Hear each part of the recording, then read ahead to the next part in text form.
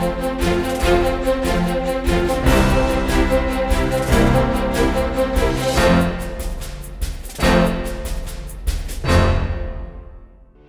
में यूपीएससी की तैयारी से संबंधित प्रोग्राम्स को देखने के लिए सब्सक्राइब करें स्टडी IQ IAS हिंदी।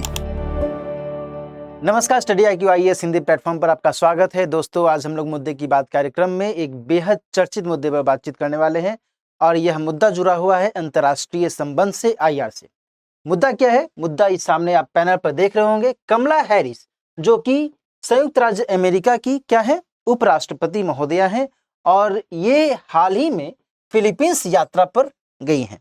3 दिवसीय यात्रा पर ये गई हैं और इसी के कारण यह जो विषय है, यह विषय चर्चा में आ गया है।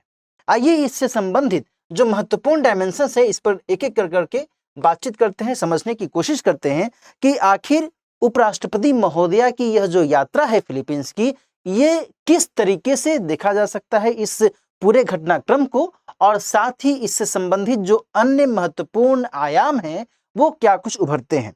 ठीक है, पहली बात तो यहाँ पर मैं आपको ये बता दूं कि फिलीपींस है कहाँ पर। फिलीपींस जो है दक्षिण पूर्वी एशियाई क्षेत्र में एक महत्वपूर्ण देश है और दक्षिण चीन सागर का नाम आपने शायद सुना हो। दक्षिण चीन सागर एक बहुत ही महत्वपूर्ण एक रणनीतिक क्षेत्र है और वहां पर इसकी उपस्थिति है। फिलीपींस उसी के इर्द गिर्द में एक महत्वपूर्ण देश के तौर पर जाना जाता है और माना जाता है।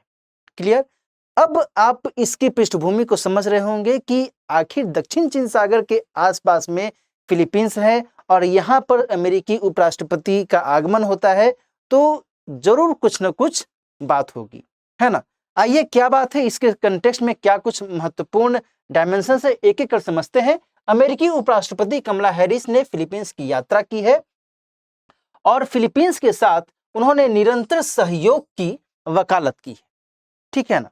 फिलीपींस के बारे में मैं आपको बताऊं तो अमेरिका का एक पूर्व उपनिवेश रह चुका है फिलीपींस, और अमेरिका ने फिलीपींस के साथ में अक्सर किसी किसी रूप में सहयोग और सहायता की बातचीत की है, चाहे वो रक्षा के स्तर पर सहायता और सहयोग हो, चाहे वो व्यापार को बेहतर करने के स्तर पर हो, चाहे वो और कोई स्तर पर हो, रणनीतिक स्तर पर हो। इन दोनों देशों के बीच में बेहतर संबंध रहा है। क्लियर? यहां पर मैं आपको बताऊं, अमेरिका ने ये बात स्पष्ट की है कि फिलीपींस पर किसी भी प्रकार का कोई यदि खतरा मंडराता है, चाहे वो फिलीपींस के क्षेत्र को लेकर करके हो, फिलीपींस के हवाई अड्डे या फिर उसके बंदरगाह पर किसी भी स्तर पर कोई भी खतरा मंडराता है, तो वह अमेरिका को स्वीकार नहीं होगा। क्यों नहीं स्वीकार होगा? क्योंकि इन दोनों देशों के बीच में वर्ष 1951 में एक संधि की गई थी और यह संधि रक्षा से संबंधित थी, है ना। रक्षा से संबंधित इस संधि के आधार पर अमेरिका इस बात को स्पष्ट तौर पर कहता है कि यदि कभी भी ऐसी स्थिति आएगी तो हम इसकी सहायता करेंगे। क्लियर? इसके अलावा अमेरिका ने फिलीपींस के साथ में 2014 में भी एक संधि की थी। ठीक है ना। 2014 में जो संधि की थी, जो समझौता किया था, उसके माध्यम से फिलीपींस के जो क्षेत्र हैं, उन क्षेत्रों में से कुछ क्षेत्र का उपयोग अमेरिका कर सकता है। किस लिए कर सकता है? तो वहां पर अपने रक्षा उपकरण को भंडारित करने में, है ना, रक्षा उपकरण भंडारित करना, साथ ही एयर बेस बनाना, है ना, एयर बेस बनाना। ठीक है। अब ऐसे में आपको ये स्पष्ट तौर पर समझ में आ रहा होगा कि भाई इस क्षेत्र में, फिलीपींस वाले क्षेत्र में अमेरिका एयर बेस बनाता है, तो फिर इससे एक तरफ अमेरिका के लिए तो बेहतर होगा, अमेरिका के लिए तो ये एक अच्छी बात होगी, लेकिन दूसरी तरफ कुछ ऐसे देश भी हैं जैसे कि चीन, उनके लिए यह खतरे की घंटी साबित हो सकता है। कैसे खतरे की घंटी साबित हो सकता है, इसके बारे में हम अगली स्लाइड में बातचीत करेंगे, लेकिन पहले हम ये समझ लें कि आखिर इन दोनों देशों के बीच में जो रिश्तों का ताना बाना है, ये क्या कुछ कहता है। क्लियर? तो यहाँ पर इन चीजों से आपको समझ में आ रहा होगा कि भाई अमेरिका और फिलीपींस किस तरीके से एक दूसरे के साथ विभिन्न स्तरों पर सहयोग के लिए तैयार रहते हैं। दूसरी बात यहाँ पर यह भी है दोस्तों कि जब कमला हैरिस जी ने यहाँ पर इस देश की यात्रा की है और यहाँ पर एक द्वीप में, फिलीपींस के अंतर्गत एक क्षेत्र है जिसका नाम है पलावन। तो उस पलावन द्वीप पर भी कमला हैरिस ने यात्रा की है। आज ही वो पलावन द्वीप गई थी और इस खबर के कंटेक्स्ट में ये बात महत्वपूर्ण हो जाती है जानना कि फिलीपींस के राष्ट्रपति महोदय ने यह स्पष्ट तौर पर कहा कि कमला हैरिस ने पलावन की यदि यात्रा की है तो इससे चीन जैसे देश को किसी भी प्रकार का कोई ऊहापोह, क्या कोई भी द्वंद्व नहीं होना चाहिए, कोई भी उसको दिक्कत नहीं होनी चाहिए। क्यों नहीं दिक्कत होनी चाहिए? तो फिलीपींस के राष्ट्रपति महोदय ने यह कहा कि जो पलावन द्वीप है यह बिल्कुल पूरी तरह से फिलीपींस के क्षेत्र में आता है, फिलीपींस के टेरिटरी में आता है। तो इस लिहाज से, इस आधार पर चीन को इस मामले में एज सच कोई भी प्रॉब्लम होना ही नहीं चाहिए, है ना। तो ये एक बात उन्होंने की है जो कि बहुत ही मार्केबल है। इससे चीन को एक संकेत मिलता है कि भाई चीन इस दृष्टिकोण से फिलीपींस के इस इलाके पर कोई भी किसी भी स्तर पर नजर न उठाए, है ना। यहाँ पर देखिए ध्यान दीजिएगा, मैं आपको एक चीज और बताऊं कि वर्ष 2016 में, है ना, वर्ष 2016 में क्या हुआ कि जो चीन है, चीन पलावन के कुछ क्षेत्र पर ना अपना कब्जा जताने की कोशिश कर रहा था, ठीक है ना। और 2016 में एक इंटरनेशनल आर्बिट्रेशन के माध्यम से यह फैसला सुनाया गया कि वह जो क्षेत्र है वह दरअसल फिलीपींस का है, न कि चीन का। और चीन की दावेदारी को उस दौरान खारिज किया गया था। कब? तो वर्ष 2016 में, है ना। तो अंतरराष्ट्रीय आर्बिट्रेशन के माध्यम से, यहां पर मैं लिख देता हूं, आपको ध्यान में रहेगा, अंतरराष्ट्रीय आर्बिट्रेशन के जरिए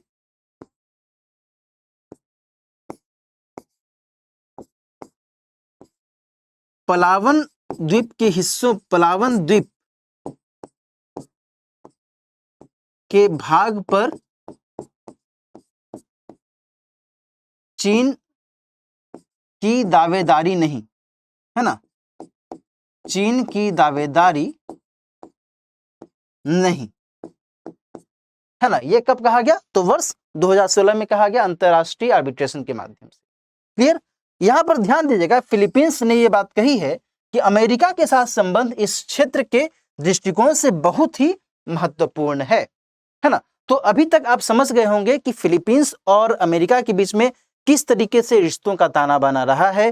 फिलीपींस पलावन द्वीप में जो आज कमला हैरिस जी ने यात्रा की है, इस कंटेक्स्ट में क्या उन्होंने वक्तव्य दिया? स्पष्ट तौर पर चीन को संकेत दे दिया कि आपको इसमें कोई भी द्वंद्व होना ही नहीं चाहिए, कोई भी इसमें आपको दिक्कत होनी ही नहीं चाहिए।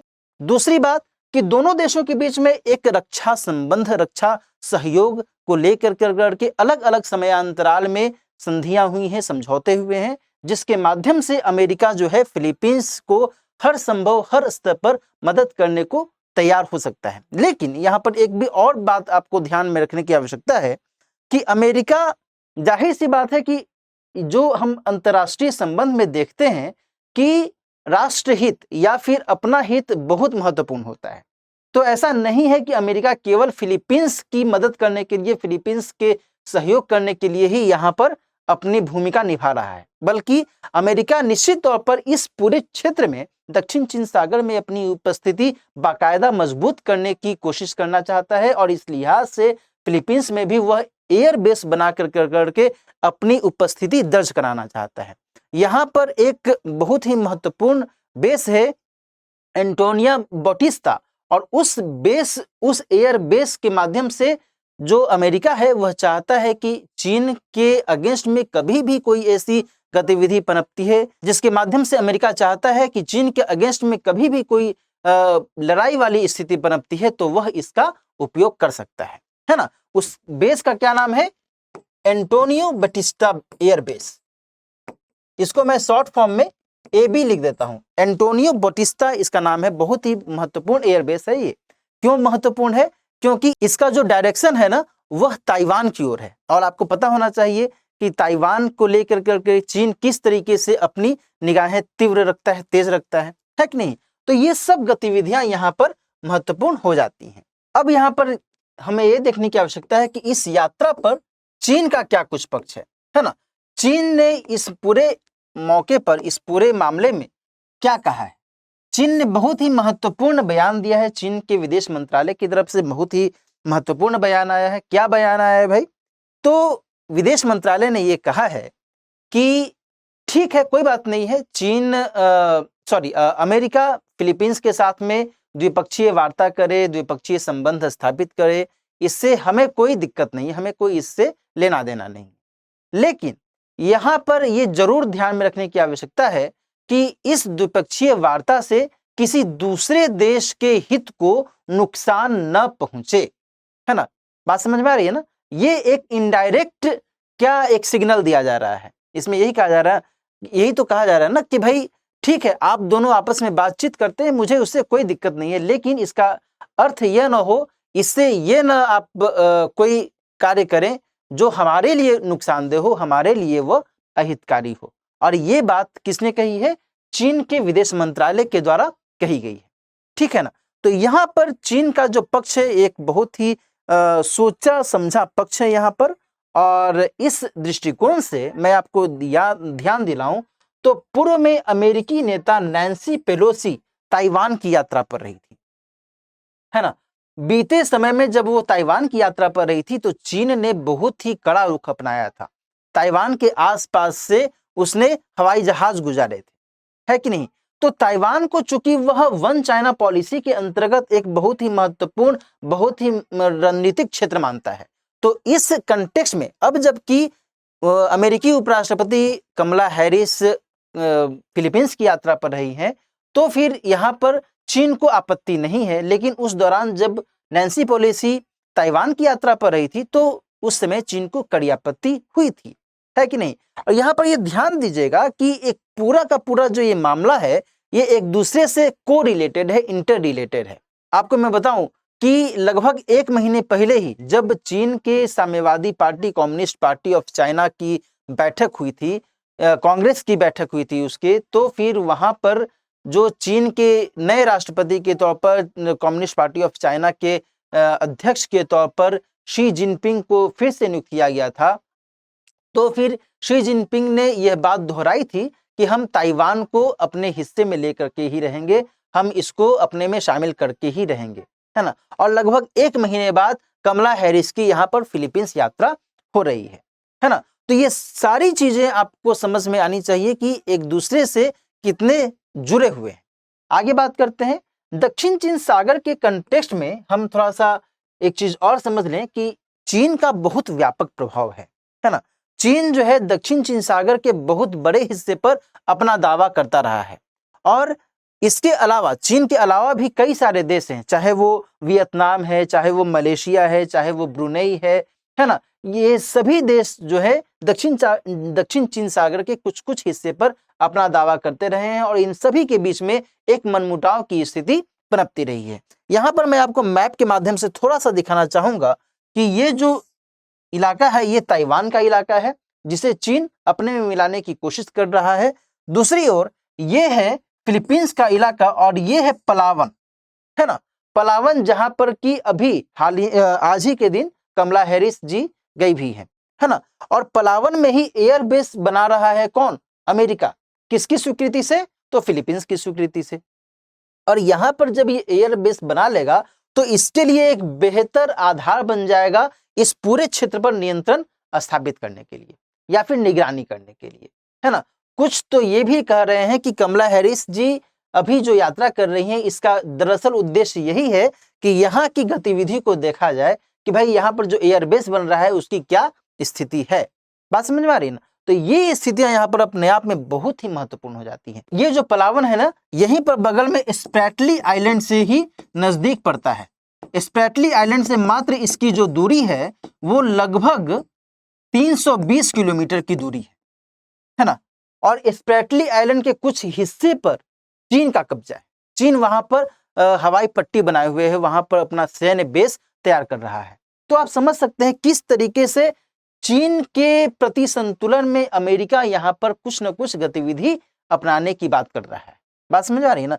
निश्चित तौर पर ये जो गतिविधियां हैं ये अप्रत्यक्ष तौर पर हो रही हैं, लेकिन कभी भविष्य में ऐसी स्थिति बनती है, युद्ध की स्थिति बनती है, तो यह एक रणनीतिक क्षेत्र के तौर पर उभर सकता है। इसलिए इसके लोकेशन के बारे में जानना जरूरी है कि आखिर पलावन का यहाँ पर क्या महत्व है और यह किस तरीके से इस पूरे इलाके में एक महत्वपूर्ण फैक्टर के तौर पर सामने आता है। क्लियर? आगे बात करें, कई द्वीपों पर चीन का आधिपत्य है और सैन्य बेस है जिसके बारे में मैंने आपको यहाँ पर जानकारी दी। तो इस तरीके से इस पूरी चर्चा से ये बात निकलकर सामने आती है कि अमेरिका और फिलीपींस के बीच में जो आपसी सहयोग है, जो आपसी समझौतों के लेकर करके चर्चाएं चलती हैं, बातचीत होती है, वह तो पूरे मुद्दे का एक पक्ष है।